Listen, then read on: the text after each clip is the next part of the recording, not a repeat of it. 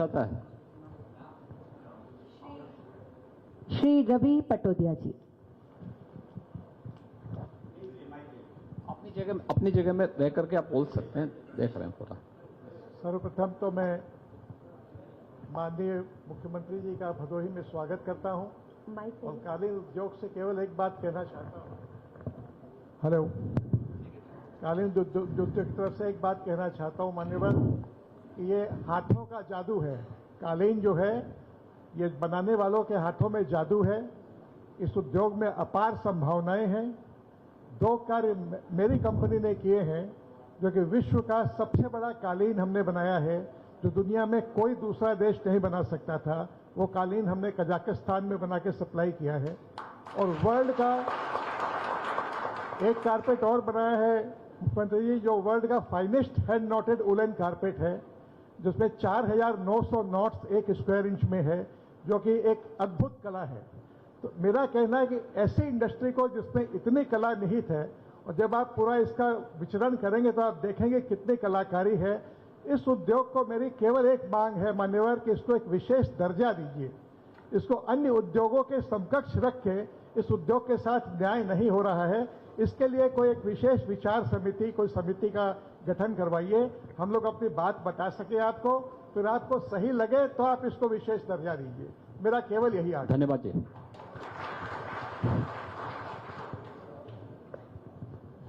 पीयूष बरनवाल मेरा नाम है, all India carpet manufacturer association. परम आदरणीय माननीय मुख्यमंत्री जी, हम लोगों का परम सौभाग्य है कि आपके चरण इस कारपेट एक्सपो मार्ट में पहुंचे।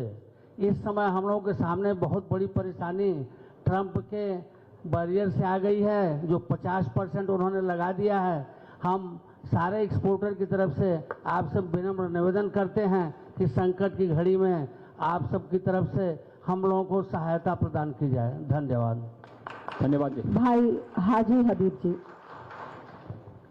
जी, वो पीछे आपके। माननीय मुख्यमंत्री जी, थोड़ा माइक और ऊपर करिए।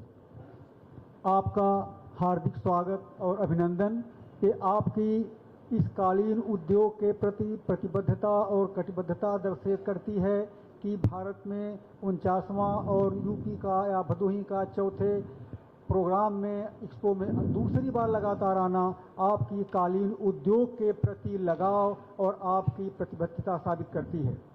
महोदय, हम अपनी परेशानियों को आपके सामने नहीं रख रहे हैं, हम अपनी क्षमताओं को बताना चाहते हैं कि हमारे कालीन उद्योग और हमारे भाइयों के अंदर कितनी क्षमताएं हैं, जिसका उपयोग और उपभोग करके आप हमारे प्रदेश को, हमारे भदोही को कितना आगे ले जा सकते हैं और आपकी 1 ट्रिलियन इकोनॉमी में हम कितने भागीदार और कितने सहयोगी बन सकते हैं। महोदय, हमारी करबद्ध प्रार्थना है कि आपका जिस तरह से सहयोग, आपका जिस तरह से सहायता और आपका मार्गदर्शन रहा है, हमें उम्मीद है कि आपके मार्गदर्शन में, आपके नेतृत्व में हमारी यही क्षमताएं आगे बढ़ेंगी और हमारे तमाम कालीन उद्योग को इसका फायदा पहुंचेगा। धन्यवाद। बहुत बहुत धन्यवाद। श्री अनिल सिंह जी। अनिल सिंह जी। जी। माननीय मुख्यमंत्री जी, मैं सादर प्रणाम करता हूँ। मैं Anil Singh, carpet promotion council का मैं सीओए हूँ। बहुत कम समय में आपने यहाँ पे हम लोगों के बीच में आए। पिछले सांसद जी के नेतृत्व में हम लोग पिछले रविवार आपसे मिले थे, और जब हम लोग निकले वहाँ से हमारे चेयरमैन सब, आपने स्वतः जीएसटी के बारे में और टैरिफ के बारे में स्वयं पूछा, विस्तृत वार्ता सांसद जी के नेतृत्व में किया। मैं आदरणीय मुख्यमंत्री जी, हम बहुत उम्मीद लेके आए हैं कि आपको यहाँ आए हैं कि कुछ न कुछ हम लोगों के लिए करेंगे। और दूसरा चीज़, मैं इसी संबंधित आपसे एक आग्रह करना चाहूँगा कि भदोही के साथ साथ मिर्जापुर सटा हुआ, जहाँ मैं विंध्यवासिनी के धाम में बहुत अद्भुत कार्य आपके नेतृत्व हो रहा है, वहाँ डेली सामान्य दिन में अपार भीड़ हो रही है। उसके साथ साथ इसी जिले का गोपीगंज पार्ट है, खमरिया है, घुसिया है, इन सबों की इंफ्रास्ट्रक्चर पे अगर ध्यान दिया जाए, क्योंकि बारिश जब आते हैं भदोही में तो पूरे भदोही, घुसिया, गोपीगंज और आई हर जगह जाते हैं, तो इंफ्रास्ट्रक्चर पे ध्यान दिया जाए और इसको एनसीआर के तर्ज पे जो है डेवलपमेंट किया जाए। निश्चित रूप से इसका लाभ हम लोगों को मिलेगा। बहुत बहुत धन्यवाद। श्रीमती आदर्श पूर्णिमा जी। हाँ,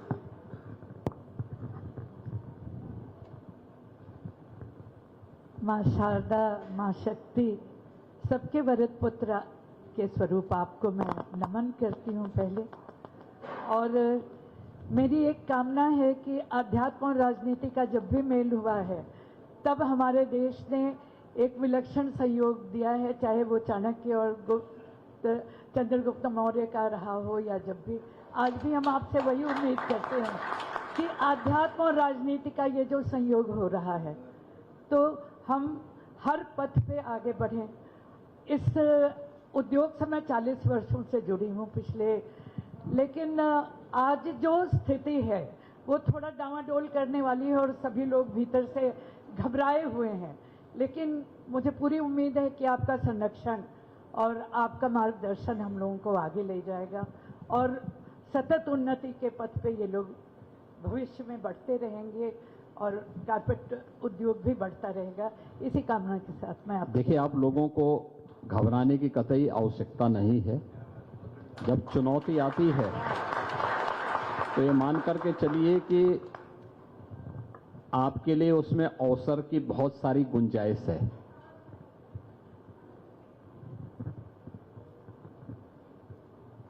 आप केवल एक टैरिफ से भयभीत हो गए। याद करिए, आज से 11 वर्ष पहले आप लोगों का ये जो कारपेट का जो सेक्टर था ये लगभग बंदी की कगार की ओर था। भदोई, मिर्जापुर, वाराणसी, यहां पर कारपेट उद्योग फिर से आगे बढ़े। इसी को लेकर के भदोई को केंद्र बना करके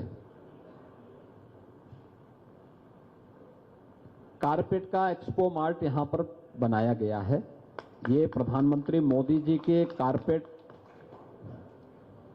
उद्योग के लिए, उसको प्रोत्साहन देने के लिए एक अभिनव प्रयास था और पिछले 4 वर्षों से लगातार यहां पे सीपीसी का यह कार्यक्रम निरंतर चल रहा है। आप लगातार देख रहे होंगे कि फॉरेन वायर्स लगातार आपके इस सीपीसी से जुड़े हुए कार्यक्रम में सहभागी बनते हैं।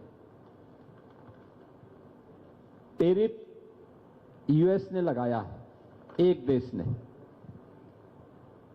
लेकिन आपको यह भी मालूम होना चाहिए कि इसी को ध्यान में रख करके भारत सरकार ने अभी हाल ही में जीएसटी रिफॉर्म के माध्यम से बहुत सारी सेक्टर में रियायत दी है।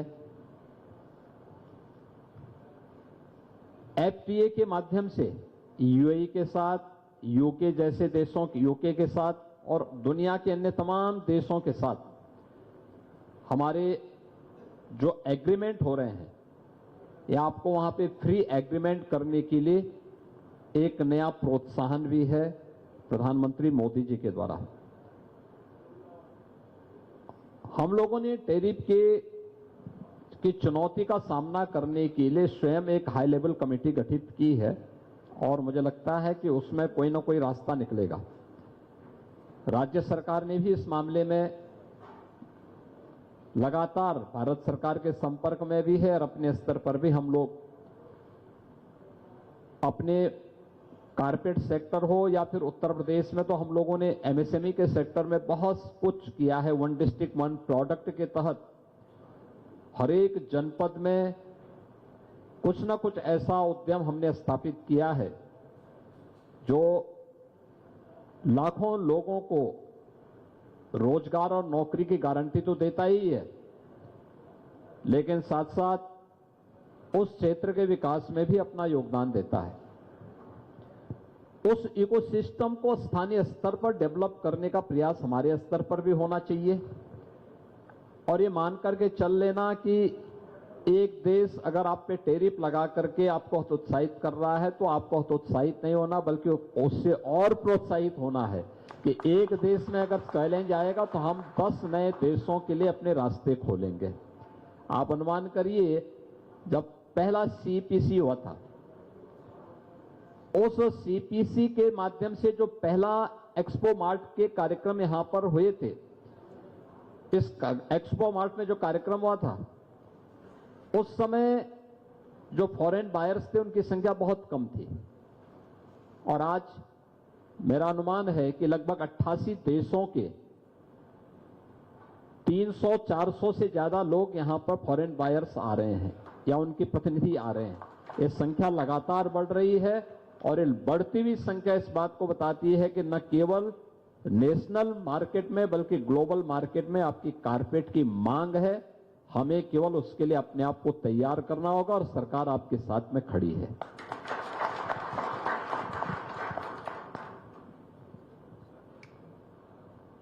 अगले आदरणीय श्री पीयूष जी।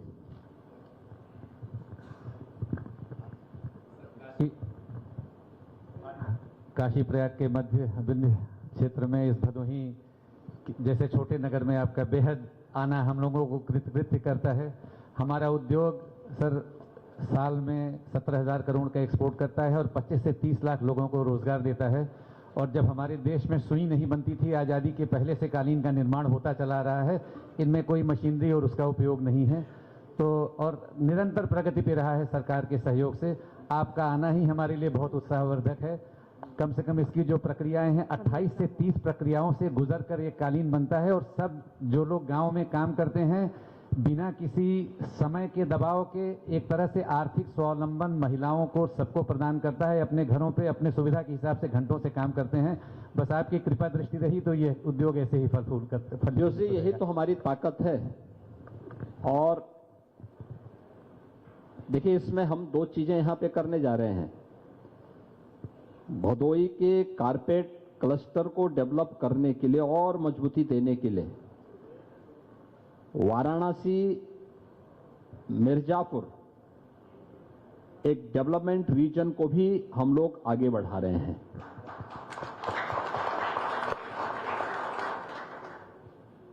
लगातार इस दिशा में सरकार के स्तर पर प्रयास हो रहे हैं। इसके अलावा यह हमारी सबसे बड़ी ताकत है, जो मैंने पहले भी कहा कि 17 के पहले या 14 के पहले ये सब उद्योग लगभग मृत प्राय सा हो गया था। 14 के बाद प्रधानमंत्री मोदी जी ने उसमें ताकत देकर के उसे आगे बढ़ाने का प्रयास किया, और 17 में जब प्रदेश में हमारी सरकार बनी तो हम लोगों ने 1 डिस्ट्रिक्ट 1 प्रोडक्ट के तहत भदोही के लिए तो कालीन को ही, हमने कारपेट को ही यहां का प्रोडक्ट घोषित किया था।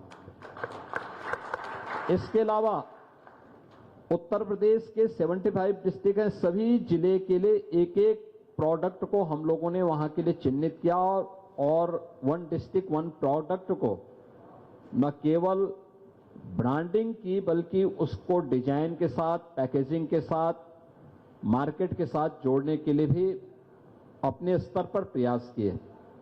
आज परिणाम है कि अकेले उत्तर प्रदेश 2 लाख करोड़ रुपए से अधिक के प्रोडक्ट को यहां से एक्सपोर्ट करता है। पूरे प्रदेश भर से हम एक्सपोर्ट करते हैं। जो पहले 17 के पहले उत्तर प्रदेश जैसे राज्य के लिए एक सपना था, आज वो हकीकत है। और मैं इस बात को कह सकता हूं कि हमारे सामने बहुत सारी चुनौतियां आएंगी, लेकिन उन्हीं चुनौतियों से हमें रास्ता निकालना है।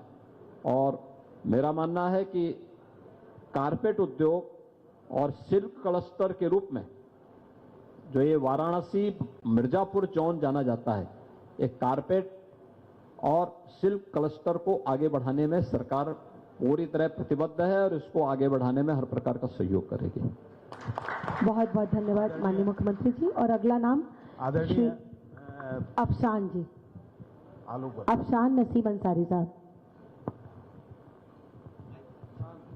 नहीं है, आप बोल दीजिए, अपना नाम बता दीजिए। पूज्य महाराज श्री आलोक बर्नवाल, कालीन निर्यातक हूँ। आपके सम्मुख एक बात रखना चाहता था महाराज जी। ड्रेन हमारे देश की एक बहुत बड़ी विषम परिस्थिति रही है। विगत कई वर्षों में हमारे विद्वत जन अमेरिका और अन्य यूरोपीय देश में जाते रहे हैं। आज इमिग्रेशन की जो स्थिति है आप देख रहे हैं कैसे वापस भेजा जा रहा है।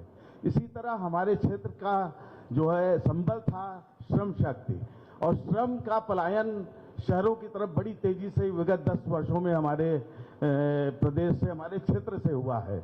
लगभग 200 किलोमीटर के दायरे में कालीन और दरियों की बुनाई का कार्य हमारे उद्योग के द्वारा होता था, जो कि बहुत ही सीमित हो गया है। और आने वाले समय में ऐसा प्रतीत होता है कि बुनकरों की कमी की वजह से क्षेत्र हमारा ये उद्योग जो है निश्चित रूप से नीचे की तरफ अग्रसर हो रहा है। तो मेरा सुझाव है आपसे कि महिला शक्ति एक ऐसी है जो कि गांव में, घरों में रहेगी। पुरुषों के पास तमाम विकल्प हैं, वो बाहर चले जाएंगे, घर में भी रह के बाहर के कार्य कर लेंगे, लेकिन महिलाएं तो घर में रहेंगी, कुछ कृषि का कार्य करेंगी, बाकी अपने घर में।